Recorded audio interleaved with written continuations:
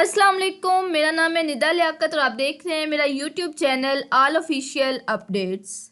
आज के इस वीडियो में मैं आपको न्यूजीलैंड की एक फुली फंडेड स्कॉलरशिप के बारे में बताऊंगी, जो कि न्यूजीलैंड की एक बहुत ही फेमस यूनिवर्सिटी ऑफ ओटागो की तरफ से ऑफ़र की जा रही है। अब इस स्कॉलरशिप में आपने अप्लाई कैसे करना है, क्या क्या इसके बेनिफिट्स हैं, कौन कौन से लोग इस स्कॉलरशिप के लिए एलिजिबल हैं, और उसके अलावा इंटरनेशनल स्टूडेंट्स जो हैं उन्होंने यहाँ पे कैसे स्कॉलरशिप अवेल करनी है। इनका एक पोर्टल होता है AEVN के नाम से, वो आपने कैसे बनाना है, फुल डिटेल जो है इस वीडियो में मैं आपको बताऊंगी। तो वीडियो को आपने लास्ट तक लाजमी देखना है ताकि कोई भी आपसे पॉइंट जो है मिस ना हो जाए। ये जो स्कॉलरशिप है ये बेसिकली बैचलर, मास्टर्स और PhD तीनों जो है तीनों के लिए है।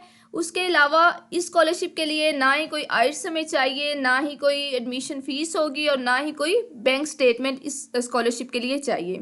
उसके अलावा हमें पता है कि न्यूजीलैंड काफ़ी एक अच्छा कंट्री है और यहाँ पे जो PR-शिप भी बहुत जल्दी मिल जाती है और भी काफ़ी कुछ इसके बेनिफिट्स हैं। तो चलते हैं और चल के देखते हैं कि सबसे पहले जो है इनकी वेबसाइट पे जाते हैं, उसके बाद देखते हैं कि क्या क्या रिक्वायरमेंट्स हैं, फिर हम अप्लाई के प्रोसेस की तरफ जाएंगे। ओके जी, इनकी वेबसाइट पे जाने से पहले अगर आप चैनल पे नए हैं तो आप चैनल को सब्सक्राइब कर लें, बेल आइकन को प्रेस कर लें ताकि जो भी नई अपडेट आए आपको सबसे पहले मिल सके। तो अगर आप लोग मोबाइल यूज़र्स हैं या PC यूज़र्स हैं तो आपने क्या करना है, गूगल पे आना है और गूगल पे आके आपने टाइप करना है university of Otago New Zealand scholarship. आपने ये टाइप करके एंटर करना है। तो जो आपके सामने इस तरह करके स्क्रीन आ जाएगी। आपने क्या करना है क्योंकि हम लोगों ने एज अ इंटरनेशनल स्टूडेंट यहाँ पे अप्लाई करना है, तो आपने ये जो पहला लिंक है स्कॉलरशिप फॉर इंटरनेशनल स्टूडेंट, इस पर क्लिक करना है। इस पे जैसे ही आप लोग क्लिक करेंगे तो आपके सामने एक स्क्रीन ओपन हो जाएगी। इस स्क्रीन पे काफ़ी चीज़ें डिटेल में दी हुई है, लेकिन मैंने इसके लिए एक PDF बना के रखा हुआ है जहाँ पे आपको फुल मैं डिटेल बताऊंगी, क्योंकि ये जो पोर्टल है काफ़ी कॉम्प्लिकेटेड है। तो मैं आपको डायरेक्ट जो है एक बार आपको इनका PDF दिखाती हूँ कि क्या क्या इनकी रिक्वायरमेंट्स है। उसके बाद जो है मैं आपको डायरेक्ट लिंक सेंड करूँगी कि आपने कैसे मास्टर PhD के लिए यहाँ पे उसी लिंक के थ्रू डायरेक्ट अप्लाई करना है। तो अप्लाई करने से पहले मैं इनकी रिक्वायरमेंट्स आपको बता देती हूँ। ये मैंने एक PDF बना के रखा हुआ है। अच्छा जी, सबसे पहले जो है यूनिवर्सिटी, ये जो कंट्री है होस्ट कंट्री न्यूजीलैंड है। यूनिवर्सिटी का नाम यूनिवर्सिटी ऑफ ओटागो है। उसके बाद इस यूनिवर्सिटी के आप रैंक भी चेक कर सकते हैं, ये काफ़ी हाई रैंक यूनिवर्सिटी है। और थोड़ी सी इसकी मैंने यहाँ पे डिटेल बता दी है, और हर कोर्सेज़ के जो है ना लोग वो यहाँ पे अप्लाई कर सकते हैं। उसके बाद जो डिग्री है वो यहाँ पे बैचलर डिग्री के लोग कर सकते हैं। अच्छा ना, यहाँ पे मास्टर्स के लिए दो यहाँ पे है कोर्सेज हैं। एक होता है मास्टर जिसमें जस्ट कोर्स वर्क होता है, जैसे हम BS में just course work just subjects पढ़ते हैं वो होता है, और दूसरा होता है रिसर्च वर्क जिसमें हम लास्ट पे साइनॉप्सिस और एंड पे जो थीसिस अपना सबमिट करवाते हैं। तो दो तरह का यहाँ पे मास्टर होगा। उसके बाद PhD। अच्छा जी, इसमें जो कंट्री जो जो एलिजिबल है वो एक बार आप देख लीजिएगा। मैं आहिस्ता आहिस्ता स्क्रीन को स्क्रॉल करती हूँ। ऑलमोस्ट काफ़ी ज़्यादा कंट्रीज़ जो है यहाँ इसके लिए स्कॉलरशिप के लिए एलिजिबल हैं। नीचे आके अब हम देखते हैं वन बाय वन जो है एक्सप्लोर करते हैं। अच्छा, अगर आपने यहाँ पे PhD के लिए अप्लाई करना है तो आपको जो है यहाँ इस स्कॉलरशिप में ट्यूशन फ़ी बिल्कुल नहीं होगी, ठीक है। ट्यूशन फ़ी वेव ऑफ है। उसके बाद जो है आपका जो मंथली वो स्टाइफंड जो देंगे, एनुअल स्टाइफंड, वो आप देख सकते हैं 33,624 इतने डॉलर जो है न्यूजीलैंड अमाउंट में आपको मिलेंगे। उसके अलावा जो है ट्यूशन फ़ी, एनुअल और रिसर्च जो है सुपरविजन, वो भी यही सारा कुछ ये कवर करेंगे, ठीक है। उसके बाद जो है मैंने बताया था रिसर्च जो होती है एक तो थीसिस बेस होगी और दूसरी होगी आपकी कोर्स बेस। अब जो थीसिस वाली रिसर्च होगी ना, आपकी मास्टर्स होगा थीसिस वाला, वो आपके लिए ज़्यादा बेनिफिट्स होगा क्योंकि वहाँ उसमें स्टाइफंड बहुत ज़्यादा है, ठीक है। स्टाइफंड बहुत ज़्यादा उसके लिए है। और जो दूसरा है ना जो आपने कोर्स वर्क के लिए करना है, तो वहाँ पे जो है आपका स्टाइफंड आपको कम मिलेगा। तो बेहतर यही है कि आप जो है अपना ये जो है थीसिस बेस वाले पे ही जाएं। उसके बाद बैचलर्स के लिए, बैचलर का जो है ना यहाँ पे वो कुछ फ़ी जो है वो वेव ऑफ करेंगे और स्टाइफंड भी देंगे, लेकिन जो है आपने कुछ थोड़ी बहुत ट्यूशन फ़ी देनी होगी। मींस के बेसिकली ये जो स्कॉलरशिप है ये मास्टर्स और पीएचडी के लिए है। और आप इस यूनिवर्सिटी को भी सर्च कर लें, मैंने काफ़ी ज़्यादा तकरीबन 2-3 दिन सर्चिंग करके जो है मैंने इस यूनिवर्सिटी का रैंक सब कुछ सर्च किया। बहुत ही टॉप यूनिवर्सिटी है न्यूजीलैंड की, और न्यूजीलैंड कंट्री भी बहुत अच्छा है। ओके जी, अब नीचे आ जाते हैं कि स्टडी यहाँ पे कौन कौन सी स्टडी क्या क्या स्टडी है, मेडिकल, एमबीबीएस, ये आप सारा कुछ एक बार देख लीजिएगा। उसके अलावा आप इनकी वेबसाइट पे जाके भी एक बार एक्सप्लोर कर सकते हैं। ये होता है कि अगर हम सारा कुछ बताने लग जाएं तो वीडियो बहुत लंबी हो जाए। उसके बाद जो डॉक्यूमेंट्स हैं, आपके पास पासपोर्ट होना चाहिए, एजुकेशनल ट्रांसक्रिप्ट होने चाहिए, उसके बाद आपके पास degree, CV, statement of purpose, इस तरह करके सारे डॉक्यूमेंट्स होने चाहिए। ओके जी, ये तो थी सारी इसकी जो जो चीज़ें हमें चाहिए, जो जो रिक्वायरमेंट्स है सारा कुछ। अब हम चलते हैं इसके पोर्टल पे और देखते हैं कि हमने यहाँ पे जाके अप्लाई कैसे करना है। ठीक है, अच्छा जी, ये जो सारा कुछ लिखा हुआ है ना, ये यहाँ पे बहुत ही कॉम्प्लिकेटेड फॉर्म में लिखा हुआ है। तो ये सारा कुछ मैंने, अगर हम देखें सीआर स्कॉलरशिप देखें तो काफ़ी कॉम्प्लिकेटेड हो जाता है इंटरनेशनल स्टूडेंट्स के लिए, क्योंकि हमने एज अ इंटरनेशनल स्टूडेंट यहाँ पे अप्लाई करना है। तो इसके लिए मैंने फिर आपको ना एक लिंक प्रोवाइड कर दूँगी। ठीक है, ओके, अब हम डायरेक्ट चलते हैं अपने लिंक के लिए। मैं आपको दिखाऊंगी फॉर पीएचडी, क्योंकि मैंने अपना कंप्लीट जो है यहाँ पे अप्लाई किया है। और अप्लाई करके तो मैंने अपना पीएचडी के लिए अप्लाई किया, क्योंकि मेरा एमफिल हुआ है। अच्छा जी, ये लिंक मैं आपको सेंड कर दूंगी डिस्क्रिप्शन में। जैसे डिस्क्रिप्शन वाले लिंक को आपने वीडियो की डिस्क्रिप्शन में जो लिंक है उसको आपने ओपन करना है, तो आपके पास इस तरह करके वेबसाइट आ जाएगी। अब यहाँ से अप्लाई करना बहुत ईजी है। आपने क्या करना है, यहाँ पे आना है, ये आप देख लें, ये इस लिंक पे आना है, और आप यहाँ से आपने अब नीचे इधर से आना है how to apply. How to apply वाले को आपने क्लिक करना है, तो आपके पास एक स्क्रीन आ जाएगी। स्क्रीन जो है यहाँ पे आपके लिए बैचलर, मास्टर और पीएचडी तीनों के लिए जो है वो स्क्रीन आपके सामने शो हो जाएगी। एक बार थोड़ा बहुत खुद भी सर्च करके थोड़ा बहुत एक्सप्लोर किया करो। ठीक है, अच्छा, अब मैंने जो करना है पोस्ट ग्रेजुएट एप्लीकेशन प्रोसेस के लिए, मैंने अपने पीएचडी के लिए कर रही हूँ। ये आप देख लें, डॉक्टर ऑफ फिलॉसफी, ये आ जाएगा। ये आप यहाँ पे देख सकते हैं कि मैंने पोस्ट ग्रेज के लिए अप्लाई किया है। यहाँ पे मैं 3 साल की ड्यूरेशन है।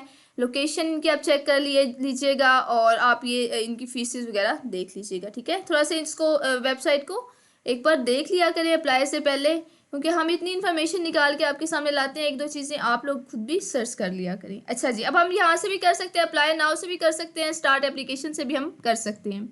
स्टार्ट एप्लीकेशन पे जब आएंगे तो वो पूछते हैं कि आप 2026 में स्टडी करेंगे या 2027 में। मैं 2027 के लिए मैंने किया। उसके बाद वही लोकेशन जो पीछे दी हुई है वो आपके सामने आ गई है।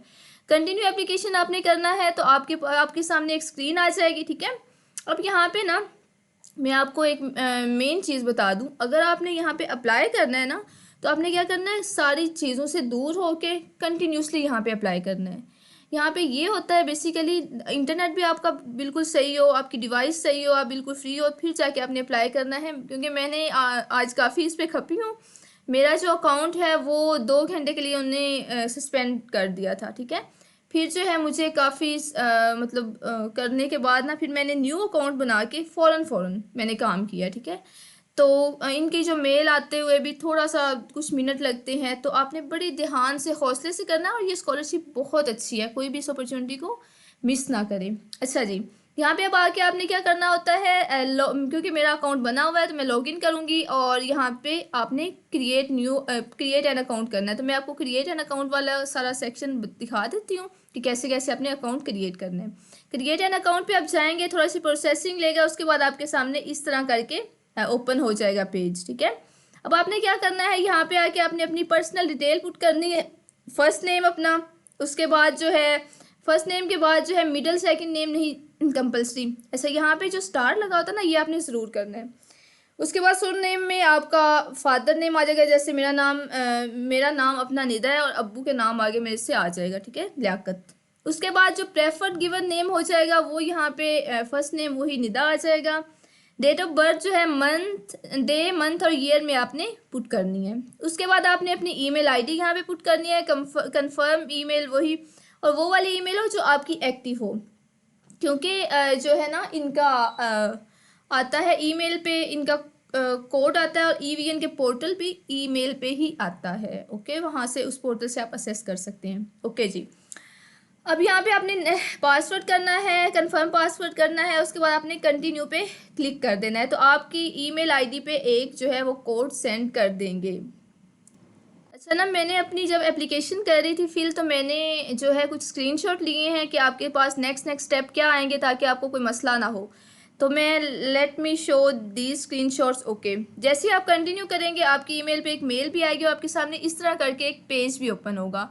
यहाँ पे ये ऑलरेडी फिल होगा। आपने यहाँ पे टाइटल में जाके मिस्टर है, मिस है, आप पुट करेंगे तो यहाँ पे आगे फीमेल मेल खुद ही आ जाएगा। ठीक है, ओके। अब ये कह रहे हैं have you had any previous name, नहीं, क्योंकि मेरा वही नाम था निदा, नीचे ही आ गया। ठीक है, अब यहाँ पे ना मैंने ये इसको थोड़ा मेंशन किया है। रेजिडेंसी स्टेटस जो है मैंने इंटरनेशनल स्टूडेंट जो है वो चूज़ किया। इंटरनेशनल स्टूडेंट चूज़ करेंगे, उसके बाद जो है आपके पास आ जाएगा, अपनी कंट्री को चूज़ कीजिएगा।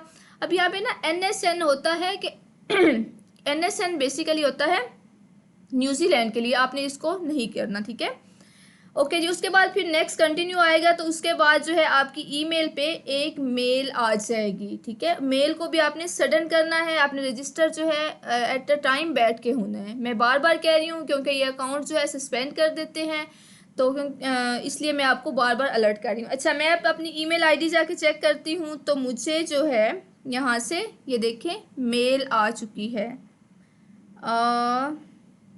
यस, ये वाली मेल है। अच्छा, यहाँ पे मुझे मेल यहाँ से आ चुकी है। Your EVN portal is ready now, इस तरह करके आपको मेल आएगी। और मेल में जो है यूज़र नेम वही जो मैंने ईमेल आईडी लगाई थी।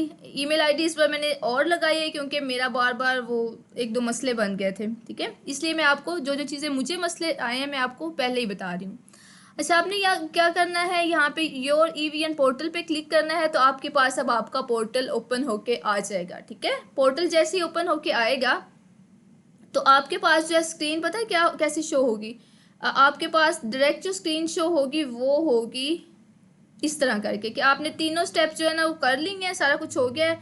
ये शो होने के बाद फिर आप जो है आपके पास जो लॉगिन वाली दोबारा शो हो जाएगी। ठीक है, अब आपने क्या करना, रजिस्टर आपका हो गया। अब आपने क्या करना है, यहाँ पे यूज़र नेम पासवर्ड वही है, अब यहाँ से लॉगिन करना है क्योंकि मैं डायरेक्ट लॉगिन करूँगी तो थोड़ी सी प्रोसेसिंग के बाद जो है मेरे पास आ जाएगी। ठीक है, अब जो है आपने नेक्स्ट बहुत इजी है।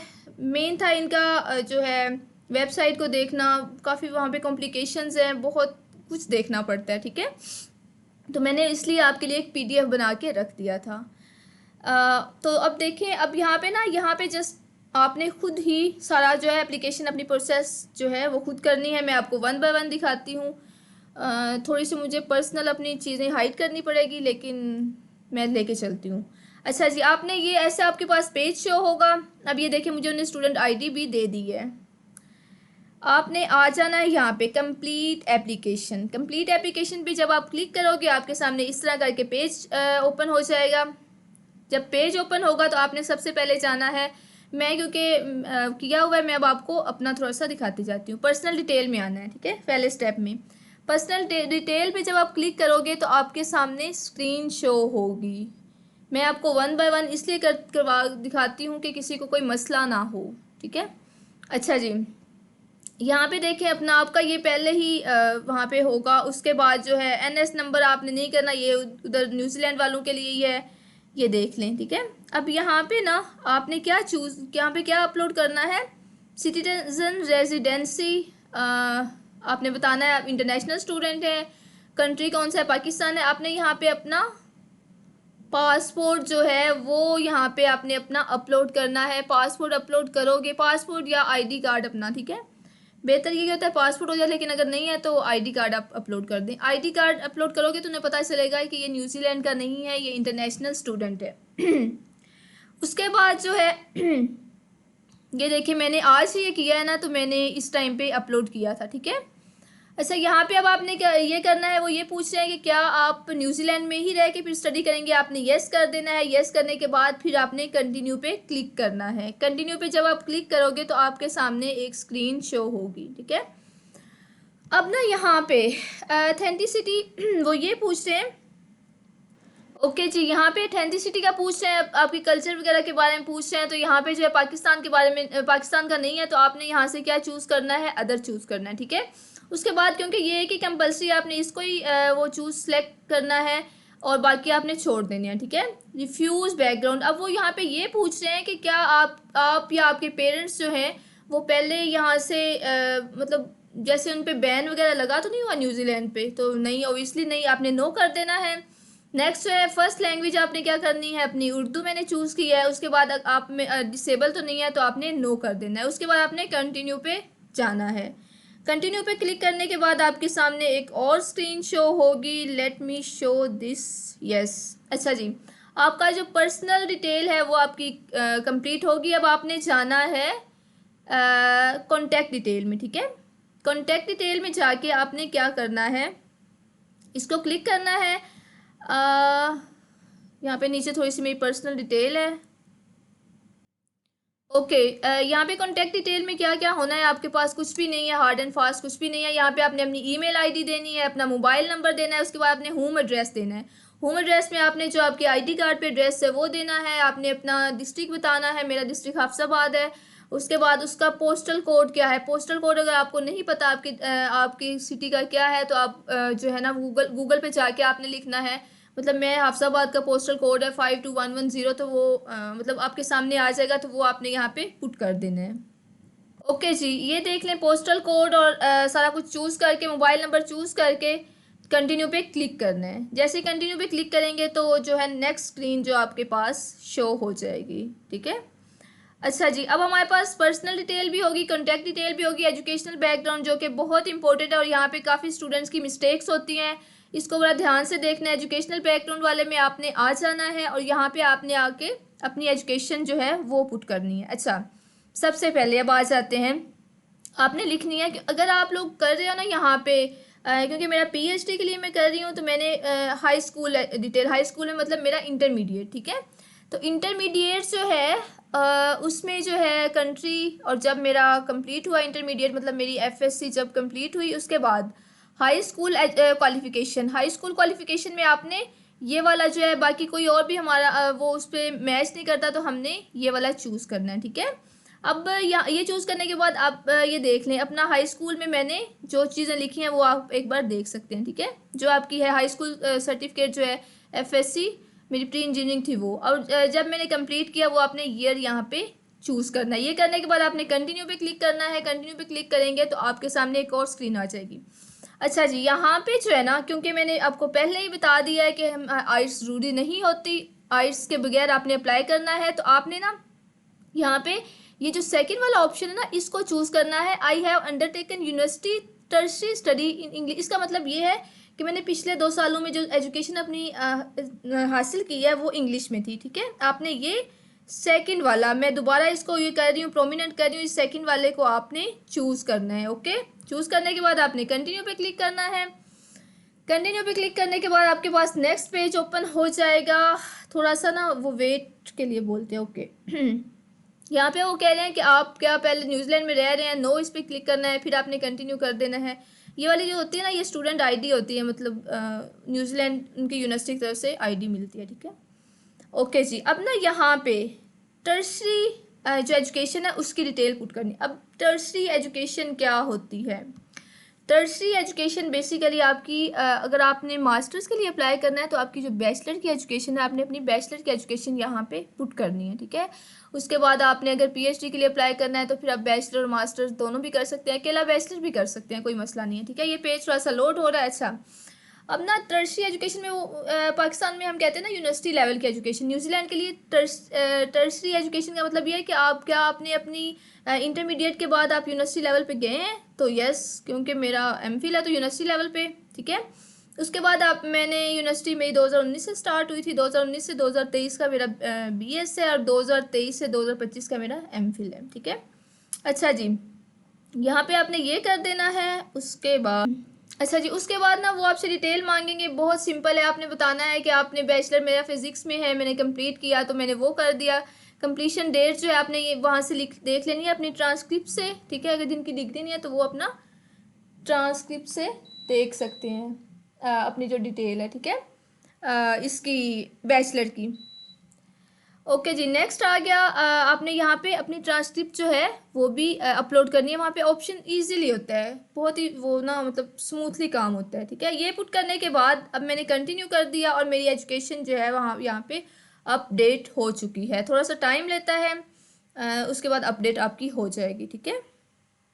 ओके जी, अब नेक्स्ट जो है मैंने 3 हमारे स्टेप हो गए। नेक्स्ट 4 स्टेप है डॉक्टर ऑफ फिलोसफी। तो मैं यहाँ पे चाहती हूँ रिव्यू, क्योंकि मैंने अप्लाई किया हुआ है ना, तो इसलिए। अच्छा जी, यहाँ पे अब आके आपने क्या करना है, सबसे पहले वो पूछ रहे हैं कि आप यूनिवर्सिटी ऑफ ओतागो के थ्रू अप्लाई कर रहे हैं, तो यस कर देना है। उसके बाद जो है यहाँ पे मेन चीज़ आती है, क्योंकि मुझे काफ़ी मैसेज भी आते हैं एजेंट और कंसल्टेंट के। मैं कुछ भी नहीं हूँ, मैं जस्ट जो है आपको गाइड करने वाली हूँ, ठीक है। आप वो ये कह रहे हैं कि क्या आप एजेंट के थ्रू अपना करवा रहे हैं यहाँ पे अप्लाई। नो, हम तो एजेंट के थ्रू करवा ही नहीं रहे, ठीक है। तो आपने क्या करना है, यहाँ पे नो पे क्लिक करना है। इस वाले को आपने कुछ भी नहीं करना, नो पे क्लिक करना है।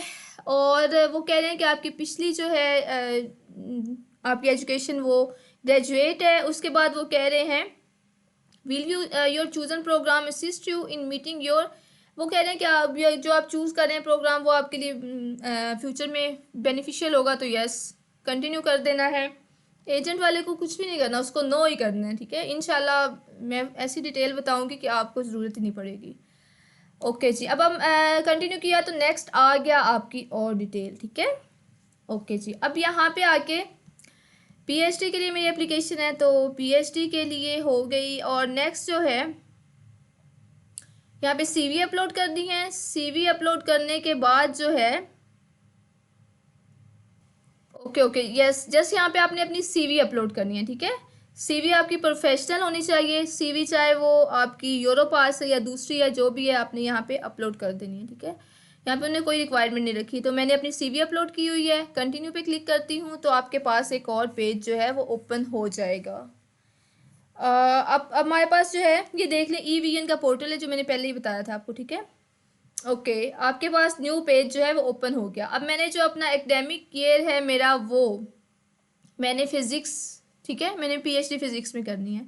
अब यहाँ पे ना एक पॉइंट काफ़ी ज़्यादा ना यूट्यूब पे ऐसे बता रहे हैं कि आपने भी क्या करना है, सुपरवाइज़र से पहले ऑफ़र लेटर लेना है, ये करना है, वो करना है। ऐसा कुछ भी नहीं है।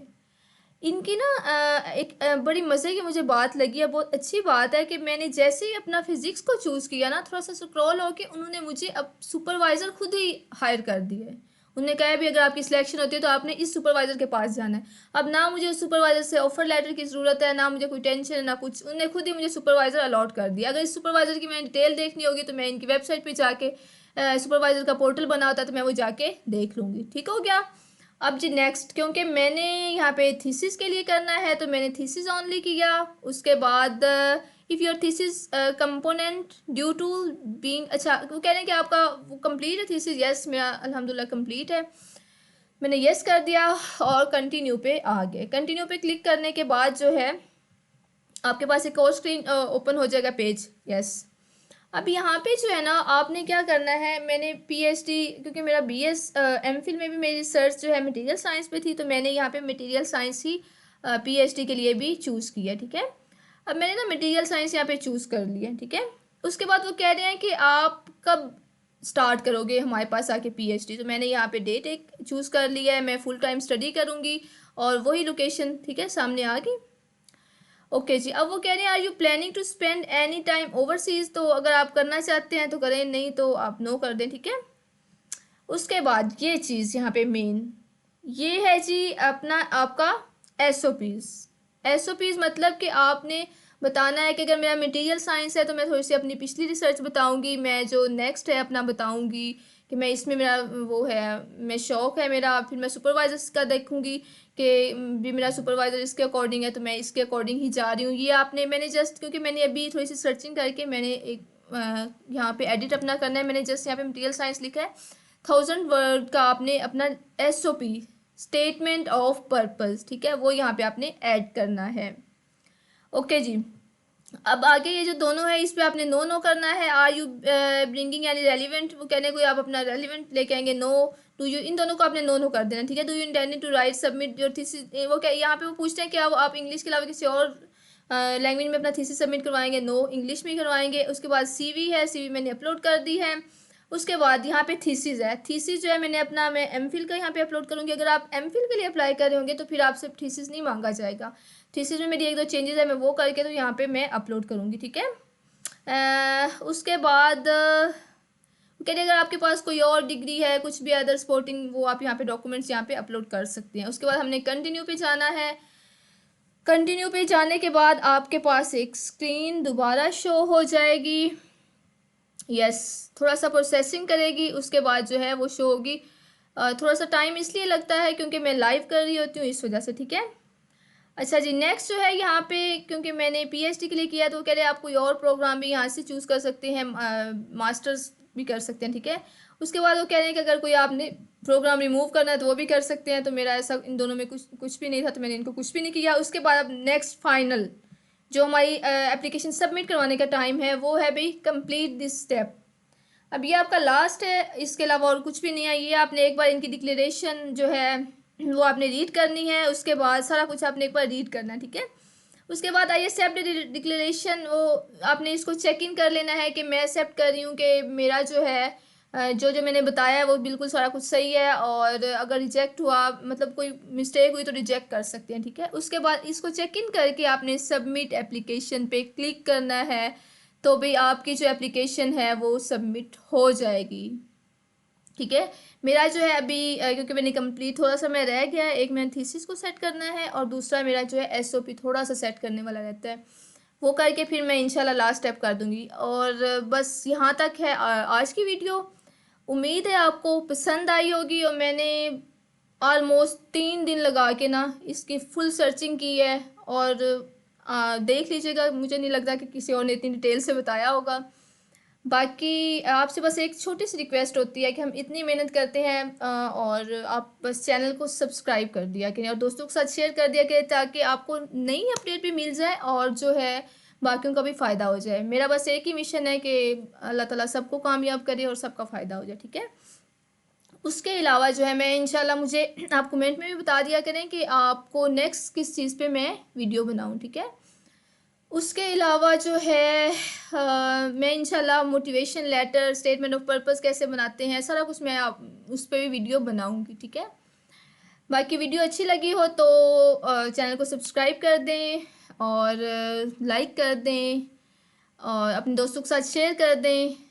और मिलते हैं इंशाल्लाह अगली वीडियो में। आज के लिए इतना ही, इंशाल्लाह अगली वीडियो में मिलते हैं। और इस स्कॉलरशिप की अपॉर्चुनिटी को आप ज़रूर अवेल करना। मैं कहती हूँ बहुत ही अच्छी स्कॉलरशिप है, क्योंकि जितनी नॉलेज मैंने इसकी ले ली है ना, तो मुझे तो ये बहुत अच्छी अपॉर्चुनिटी लगी है, ठीक है। बाकी अपना बहुत ज़्यादा ख्याल रखिएगा, मिलते हैं नेक्स्ट वीडियो में। तब तक के लिए अल्लाह हाफिज़।